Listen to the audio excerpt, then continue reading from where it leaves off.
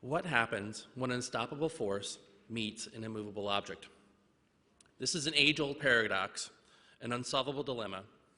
Today, I intend to give you an answer to this riddle, but first I need to tell you a story. Imagine you work at one of the largest companies, one of the most successful companies in an age-old industry. For a decade, your organization has been at the top of the market. Quarter after quarter, year after year, then one day, you begin to notice a trend. A bunch of little startups are giving you problems. And it isn't that they're beating you at your game. Rather, they're changing the rules of how the game is played. In this scenario, your size, organization, even your incredibly bureaucratic processes have maintained your considerable advantage over time. They have been historically one of your greatest assets. And now, by virtue of how the game is changing, they may very well become your greatest weakness. This could be the story of Blockbuster, Pan Am, Kodak, Toys R Us. Or maybe it's the story of Sears or JCPenney. Now imagine this, when those little startups start to outthink you and outmaneuver you, the consequence is not that you miss your earnings target, or have to downsize operations, or answer to angry investors. In this story, what matters is that the values we hold high are threatened, that our citizens no longer feel safe, that our economy might fail. It means that the men and women who work for you don't come home. In this story, you are the United States Air Force, and today, you realize that if you fail, the consequences affect us all. And you realize if you do not innovate like those little startups, you fail. So with this realization comes a simple question: how? Fortunately for all of us, the US Air Force recognizes the threat. From the highest leaders down to basic airmen, the call to arms, the call to innovate, has been heard loud and clear. The face of innovation at the Air Force is a program called AFWERX. Announced in 2017 by Secretary of the Air Force Heather Wilson, this program manages frameworks, structures, relationships, and funding to support innovation from air-wide initiatives to concepts that impact just a single flight crew, and everything in between. Air Force leadership is so engaged and committed to AFWERX that without a question, it has become an unstoppable force. But what about the existing bureaucracy? Does it cease to exist? Does it step back, step aside, and let innovation happen unhindered? No way. By definition, bureaucracy resists change. By definition, bureaucracies are slow. Bureaucracies are the organization's immune system, and innovation is a foreign body, no different than a virus or cancer. In the face of such sudden and extreme change, antibodies are immediately resist and will fight back with the power and conviction to protect the host. So how do we resolve this? Do we ask innovation to stop being an unstoppable force? Do we ask bureaucracy to stop being an immovable object? To resolve this paradox, we must travel to the desert Southwest. Welcome to AFWERX Vegas. Fortunately for all of us, what comes to AFWERX Vegas does not stay in AFWERX Vegas. It's quite the opposite. In fact, what is happening is that AFWERX Vegas is the epicenter for what I consider to be the most audacious, in-your-face assault on Air Force bureaucracy anywhere to be found. Its goal is to do no less than re-engineer the procurement process for the hardest and most difficult problems that need solving. This is Mark. He's the former director and current lead facilitator at AFWERX Vegas. He is not an airman. He's an entrepreneur, facilitator, definitely an outsider. He's an actuator, In other words, he's a disruptor to everything normal at the Air Force. And now, meet Mark's counterpart in the Air Force. For now, this person shall remain unnamed. Let's just call him or her the program manager, or our corporate antibody, skilled at process and procedure, defender of the status quo. The program office at the Air Force has been trying to solve a critical problem for more than 10 years. There are 45,000 helmets that get worn on any given day by pilots and airplane crew. These helmets were last fully re-engineered and redesigned in 1975. And since then, except for minor modifications, have remained virtually unchanged. However, new technologies like biometrics, night vision goggles, heads-up displays have been introduced to the helmet system. And new airplanes have come online, including the new F-35. So updating the helmet is a specific need the Air Force is trying to solve. And so they've tried to solve it the way they know best. They spent years researching the problem. They've gathered data, interviewed users, defined requirements, and then published a massive request for proposal. How do you think that went? It didn't. And they tried this twice. The second time, it cost the Air Force 7 years and $7 million, and yielded only a single prototype from, surprise, the existing helmet vendor. And it was deemed unviable. We live in an era of innovation. New materials, technologies, capabilities are being introduced faster than procurement can write the specifications. And other industries have been dealing with similar changes, but with more agility and flexibility. Think industries like professional, recreational, and extreme sports, auto racing, and commercial aviation. So what did the program office do? Try again? 3 times the charm? Fortunately for our story, at AFWERX Vegas, we're developing a new way to reverse the request for proposal process. Instead of gathering information, writing a proposal, and finding a vendor, our goal was to define the problem, find solvers and potential vendors, and then build requirements as we design solutions. Our 5-step process looks something like this.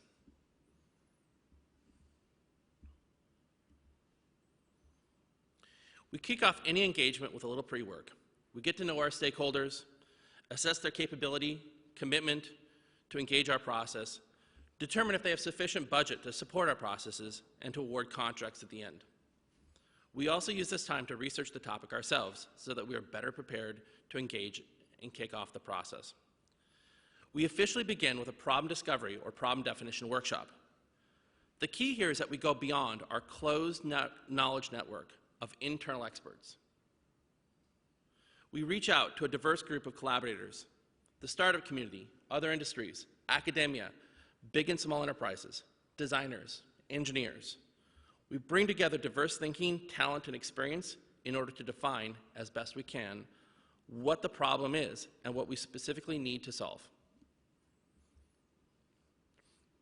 As an output to the workshop, we design and frame an open innovation challenge.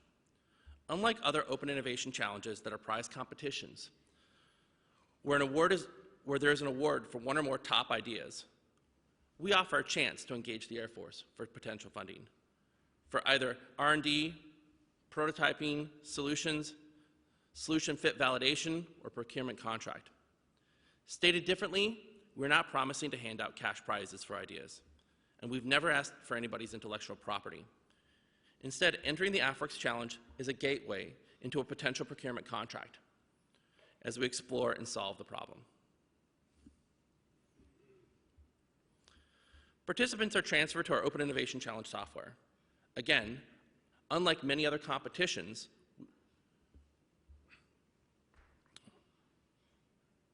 our participants propose their solutions publicly. In addition to public submissions, we promote commenting and liking solutions as a method to encourage collaboration and build a larger community. In some cases, we even have a community voting round using Pairwise to award a golden ticket for the top 1 to 3 solutions from that activity.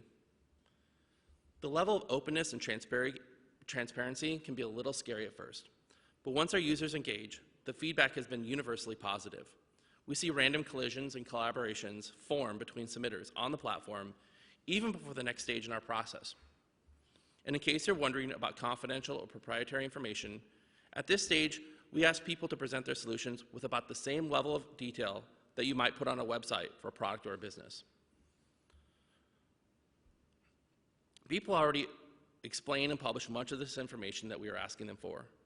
We just ask them to present it on our platform. And in the event that a participant wants to publish something privately, they're able to add attachments that only the review team can see.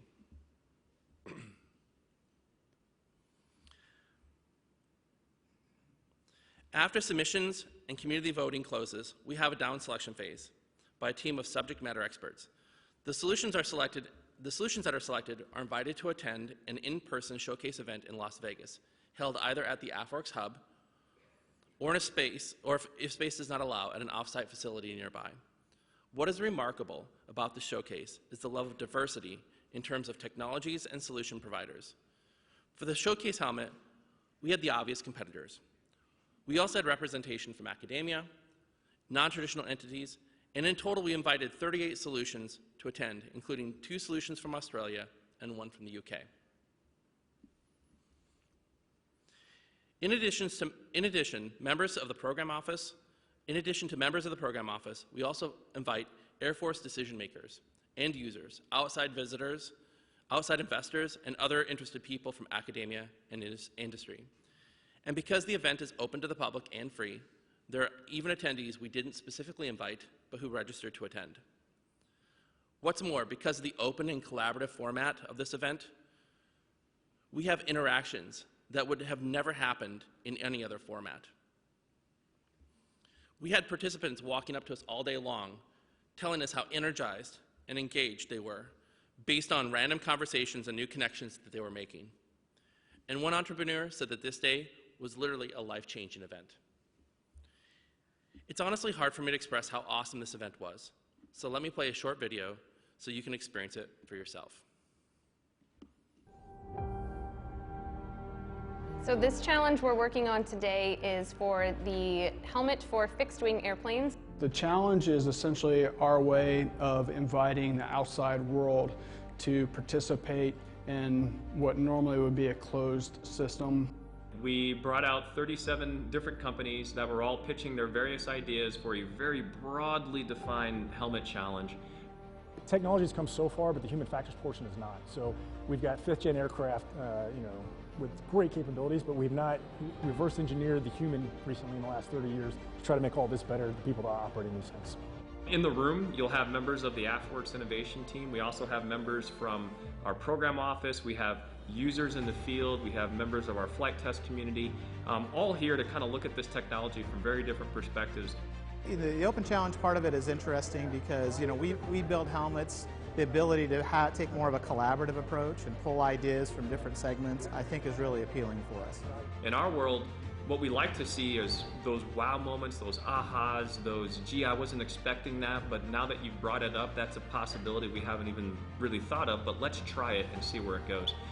There are lots of great innovative startups here that have new and novel ideas about how to do certain things. So if we could actually collect all those into one common helmet, it's just more value for everybody.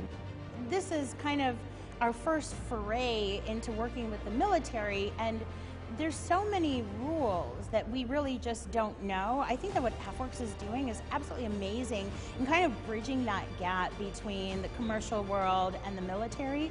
Today, what was a really great learning opportunity for me personally was to sit and to watch people who traditionally have had no interaction with military helmet systems, to watch them propose ideas that challenged my own assumptions about the existing helmet that we have. Being from a startup company and representing a smaller business, it's a great way for us to really be able to share our technology and get feedback on it in a manner that we really don't have access to in other forms. I've had more happen this morning with real users and real decision makers than some of the biggest shows, expos that I go to in this industry. So absolutely, this is the right format. And so, again, what you see here today is something about the helmet, and at the end of the day, when we're done with this entire build-up, we're going to produce a prototype helmet.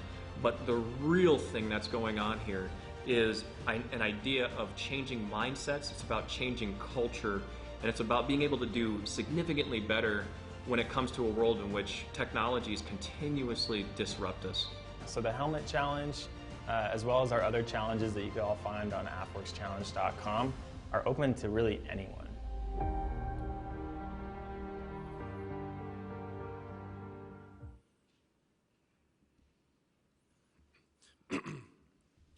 After a 2-day showcase and follow-up negotiations, we ended up with not just one company committed to build a prototype, but 10. And what might be an Air Force first, we convinced 7 companies that had not met or otherwise collaborated prior to the showcase to team up and build a prototype together and compete against the traditional players in the space. A project we lovingly call Franken-Helmet. Even though we're only in phase 4 of our 5-phase process, this program has exceeded all expectations. But before you think to yourself, Greg, that's great, you found people in the program office that completely bought in. They heard the message from up top and embraced innovation. And if that's what you're thinking, then I need to go back in time to this slide. Remember Mark? He's the unstoppable force. And remember the program manager? That's actually the whole program office. Not bought in, not on board, not sold on the promise of innovation. Still the immovable object. In the months and weeks leading up to the showcase, Mark was told the following things. Mark, I don't believe in this process. It won't work. The only reason I'm here is because the last 2 times we failed. I don't care about those other companies. Just get me into a room with the top 3 so I can beat them up for price. We've tried for years to get belt helmets to the table. If you can pull that off, I would consider this a success. We don't want end users at the showcase. We've already talked to end users. We already know the requirements. We don't need new requirements. Now, before I move along, I want you to step outside of your innovator's mindset. These are not evil people. They are not incompetent. And their processes and structures are not necessarily broken. They're actually really good at what they do. They're highly skilled, passionate, competent, and at the end of the day, all they want is to be successful. But the rules of the game have changed, and they simply need to be given another tool in their toolkit. The showcase became the bridge between the unstoppable force and the immovable object. Their attitude went from being, this can't be done, to, we should do more of this. And that's the key, because it's not like innovation wins. None of this works without a full partnership between both. One is not more important or better than the other. This couldn't be better articulated than this quote from First Lieutenant Harper. It's not only exciting, but very impressive that what we've been able to accomplish over the span of 20 weeks. We've been able to reach many non-traditional defense companies that until now have been unresponsive to traditional market research methods. Now, thanks to AFWERX, we have emerging technologies at our fingertips, ready to integrate into systems for our warfighters. We are executing our leaders' rapid prototyping direction and bringing the future faster. Exciting times ahead. The same team that had no faith that this new way of working would work has recently informed leadership that this model should be used more extensively. They describe a system that blends the best of their skill set and capabilities with this new model of engagement and requirements development. So next time you hear the question, what happens when an unstoppable force meets an immovable object? I hope you remember this. If done right, if done with courage and conviction, and maybe with a little luck and perseverance, between those forces, you won't find just innovation or just the status quo. You'll find a collaborative mix of them both, a balance. And most importantly, you will find the answer for when the rules of the game have changed. Thank you for your time.